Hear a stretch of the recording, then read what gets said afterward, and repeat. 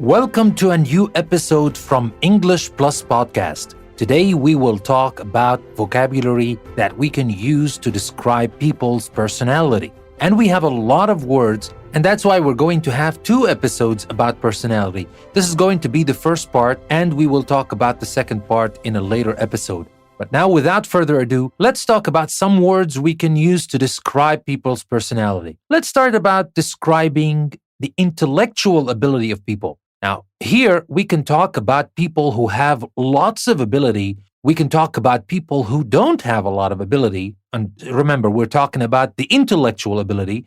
Or we can talk about people who are clever, but not in a very good way. And here, let's start with people who have lots of ability.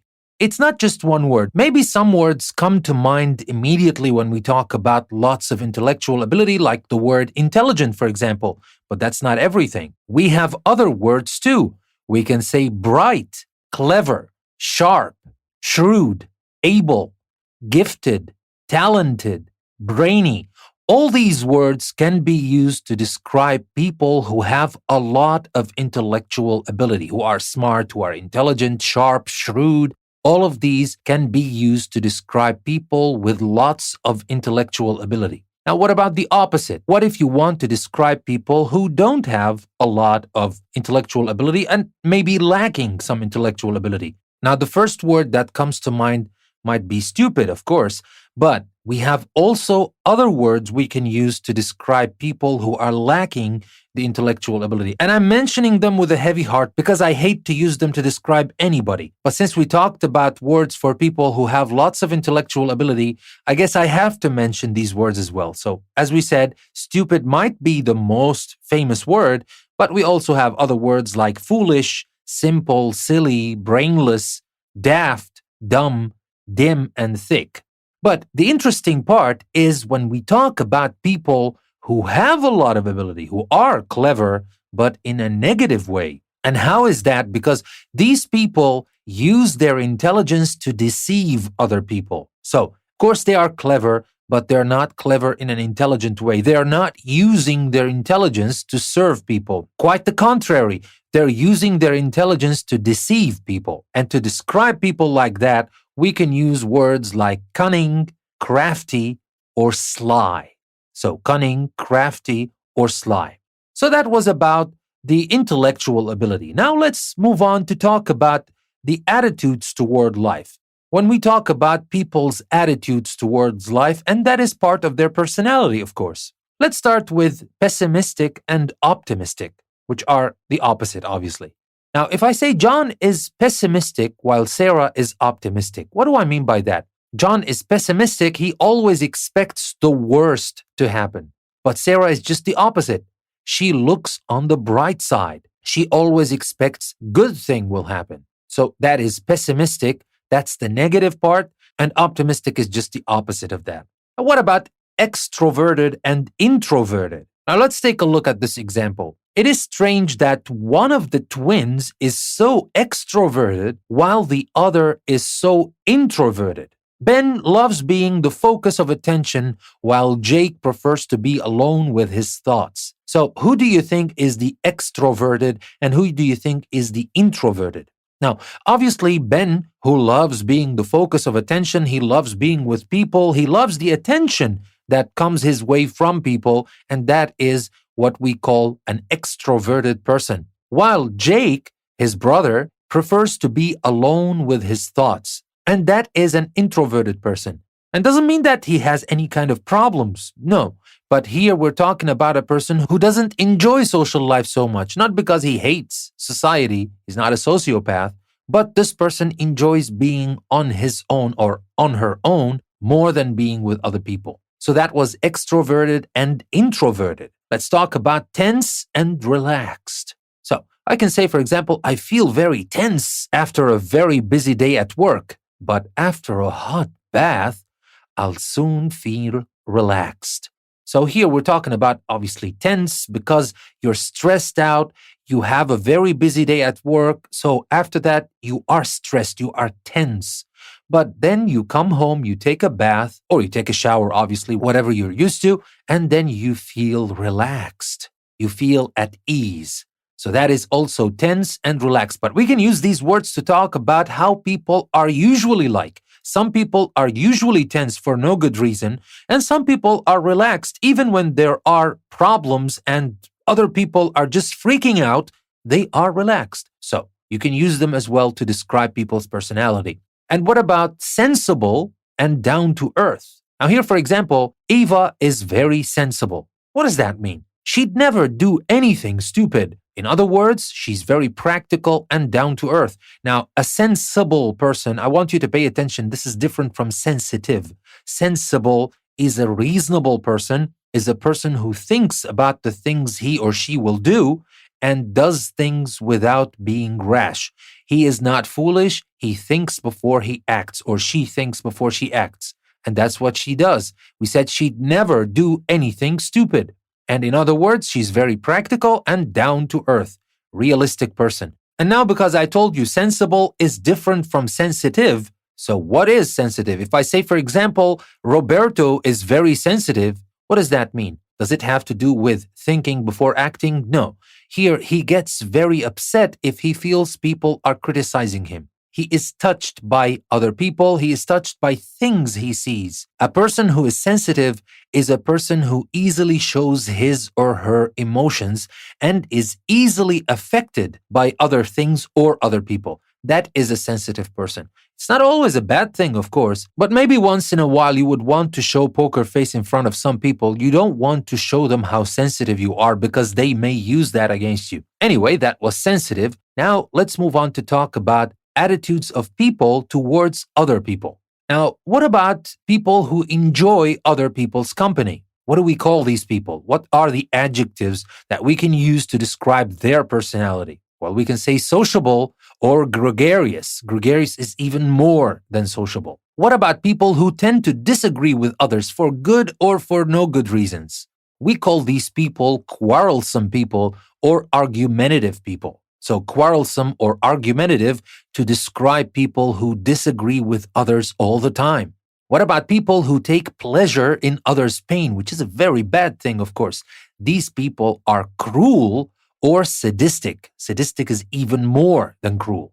And what about people who are relaxed in attitude to self and others? They are not easily offended. They're not easily angry. It's very difficult to tease or provoke those people because they are easygoing, even-tempered, or laid back. So we can use easygoing, even-tempered, or laid back to talk about people who are relaxed in attitude to self and to others. And what about people who are not polite to others? Well, obviously, we can say these people are impolite. Impolite people, but we have other words as well. We can say these people are rude, or these people are ill-mannered, or discourteous. Now, discourteous is a fancy word. I can say it is more formal and literary than the other ones. Impolite and rude are used more. Ill-mannered is a little bit more formal. Discourteous is a big word, fancy word if you want. But all these words can be used to describe people who are not polite to others. And what about people who tell the truth to others almost always, or we can even say always? These people are honest people, reliable people, trustworthy people, sincere people. These people are people who tell the truth to others all the time. So again, these words are honest, trustworthy, reliable, or sincere. Now, what if you are unhappy if others have what you do not have yourself? What do we call you then? If you feel this way, well, we can call you a jealous person. Jealous person wants to have what other people have. But to be honest, although jealous is usually negative, but it's not always negative. Sometimes you can be jealous. You can work hard to get what other people have. You don't want the thing they have. You don't want them to lose what they have so that you can have it. Or at least if you don't have it, they shouldn't have it. It's not like that. If you're like that, it's not jealous, it's envious. We say you are envious. And that is a very negative word, to be envious. So here we have words. If you are unhappy if others have what you do not have yourself, we can use jealous, or as we said, the more negative word, envious. And now we will talk about a set of adjectives, and I will focus on a specific thing, and that is adjectives that have similar meaning but some of them are used in a positive way and some of them are used in a negative way with almost the same meaning. So we can say all these words are synonyms, but some of them are positive and some of them are negative.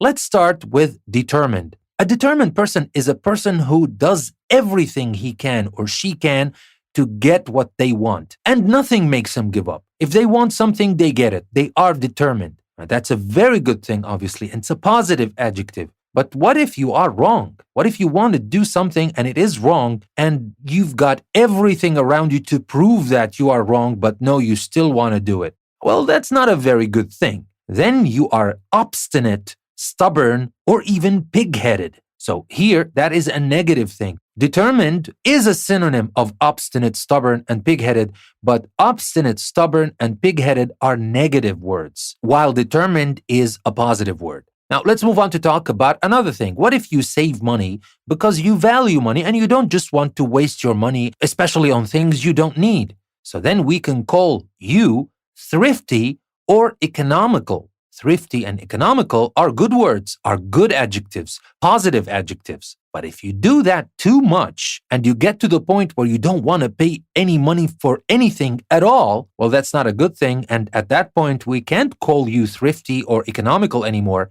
At that point, this person is called stingy, mean, tight-fisted, or miserly. Now, what about if you have a lot of confidence and when you do something, you're pretty sure that you can do it and you deliver? So that is a person who is self-assured, a confident person. That's very good, of course. A self-assured person, a confident person is sure he or she will deliver what they promise and they can do it, even if there's still a long way to get there, but they're confident that they can get the job done or they can get to where they want to go. But sometimes it can be a little bit too much. If you just have confidence, no good reasons, and especially if you have confidence and you do nothing. Because remember, confidence without hard work is nothing. If you're just confident and you do nothing to get to where you want to get, obviously all your confidence is worthless. And if you know people like that, and if people are just confident for no good reason, and to be honest, they're not worth that confidence at all, we can call them self-important, arrogant, or full of yourself, full of himself, full of herself, etc. So here, these are negative words. Yes, they might have a close meaning to self-assured and confident, but they are just the opposite in terms of positive and negative. Self-assured and confident are positive, self-important, arrogant, and full of yourself are negative. And what about a person who does things differently? He or she, they don't care to follow trends, they do things their own way. They're unconventional. That is a very good word. That's a positive word. A person who is unconventional does not follow trends. He or she does things their own way. But if you go to the extreme and you are so much different in a way that is not even relevant to other people, that can be negative. And then we can call this person not unconventional. We can call this person eccentric, odd, peculiar, or weird. And these are obviously negative adjectives. Now, what if a person tells the truth all the time? And that is obviously a very positive quality to have. A person like that is frank, direct, and open. So we can use frank, direct, or open, and these are positive adjectives to describe a person who tells the truth. But sometimes it's not about lying, but sometimes telling too much of the truth can hurt people's feelings. Of course, it is important to be frank and direct and open all the times, but sometimes you may be a little bit tactful. You may respect people's feelings. You need to have a little bit of emotional intelligence not to say everything you see or everything you know. You need to be tactful. I'm not saying go and lie to people, but you get what I'm saying. Sometimes you need to respect other people's feelings. But some people don't respect other people's feelings. When they say something, they believe that they're just frank and they are just saying it because they're open, they're frank. But that's not frank or open or direct. Frank and open and direct are positive words, and these are blunt people, abrupt people, brusque or curt. And these are not positive adjectives. These are negative adjectives. But remember, again, it depends on how you like it. You like people who are blunt. Maybe you like people who are blunt, even if it's a negative adjective for most other people. Or you might not like people who are blunt, abrupt, brusque, or curt. That's up to you. Of course, here we're talking about personality, positive and negative, in a general way. But your perspective on things is very important as well. You might like some negative qualities, and that's up to you. And now let's move on to another example, and that is broad-minded. When you are broad-minded, you don't have problems when people are different or they have different ideas, different than your own. And when they want to try things different than your own way or the way you think is the best, you have no problem. You give them space, especially if you have the power. You give them space to do their thing and you don't criticize them for just being different from you. That is a broad-minded person. But you can't tolerate a criminal, for example. You can't say, I'm open-minded and I can tolerate a criminal to the fact that I'm okay with what he does. I have no problem with that. Well, that's a little bit too much. And maybe even more, you start committing crimes yourself because you're broad-minded. That's not broad-minded, my friends. Broad-minded is accepting differences and embracing differences. But if you have no principles at all, you can't say that this is broad-minded. That is called unprincipled or permissive. And that is not a very good thing. That's a bad thing. That's a negative thing. And now let's move on to the next set. And here we have people who are curious. When they see something and they don't understand it, they don't get it, they try to find out how that happens. They try to search for information. They try to figure out things, and that's a very good thing. And we can call these people inquiring people. But if it is done too much, and if this person wants to know about your private lives, even the parts you don't want to share with anybody, and even they go behind your back and try to dig in and find out about your private lives, that's not inquiring anymore. That's not positive anymore. That is inquisitive and nosy. Inquisitive and nosy are negative adjectives, of course. But again, as I told you, they are synonyms, but some of them are used in a positive way, some of them are used in a negative way. And now let's move on to talk about people who give other people without expecting anything in return. What do we call these people? These people are generous, right? And it's a very good quality to be generous, especially when you spend your money in places where your generosity is going to make a difference. That is generous, of course, and that is absolutely positive. But if you do that too much and you just spend your money left, right, and center, you can't call yourself generous. That is extravagant. You spend too much money. You waste money. That is not being generous anymore. That's being extravagant, and extravagant is a negative word. And what about people who think everybody is good and they don't think anybody is bad and they believe in people and they believe everything people say? Well, we can say these are innocent people. But here there's a fine line between being innocent, which is a good thing, and between being naive. Well, being naive is you can easily be fooled by other people. Now, other people can fool you easily. And that's not innocent. That's not positive. To be naive is a little bit negative because you can easily be fooled by people, especially if people have done that to you or have tricked you before many times and you still believe the same trick. Well, that is a little bit naive. That's not innocent anymore. So that was innocent, which is the positive word, and naive, which is the negative one. How about people who want to do better and get to higher and higher places? They are never satisfied with their level. They always want more. And I'm not talking about greedy people. It's not about just wanting money. You just want to get to the best possible place where you can get. You want to extract every bit of potential you have. Well, that is called ambitious, and it's a very good thing. But sometimes if you are too ambitious and if your ambition drives your action to the point where you don't see anybody around you, and sometimes you can even start treading people around you just to get to your ambitions, that's not a very good thing. And then we can call this person pushy, and that is a negative word. So ambitious is a positive adjective and pushy is a negative adjective. And now for our last pair for today, and that is when you want to do something, when you want to try something new. Now, some people, they just wait for their chance to happen, which may never come. Some other people, they're bold enough to assert their ideas, to try and tell other people about their ideas and convince them with their ideas and do them. And these people are assertive. They just don't wait for things to happen. They take initiative. They tell people about their ideas and they try to do them. But if you do that too much, and if you don't consider that other people have ideas too, not only yourself, then you're not assertive anymore. You're aggressive and bossy. So, aggressive and bossy are negative, while assertive is positive. Now, with that being said, these are all the words I wanted to share with you today. Don't forget that you can find a lot of practice, an interactive video, interactive activities, and a PDF practice worksheet that you can download for free from our website. You can find the link in the description that will take you to EnglishPlusPodcast.com to the custom post for this episode, where you can find everything you need, from the show notes to the exercises to everything else you need. And if you like the content we're creating, there's also another link that will take you to our Patreon page, where you can support us and become a patron of English Plus Podcast to help us create more of the content you love. With that being said, thank you very much for listening to another episode from English Plus Podcast.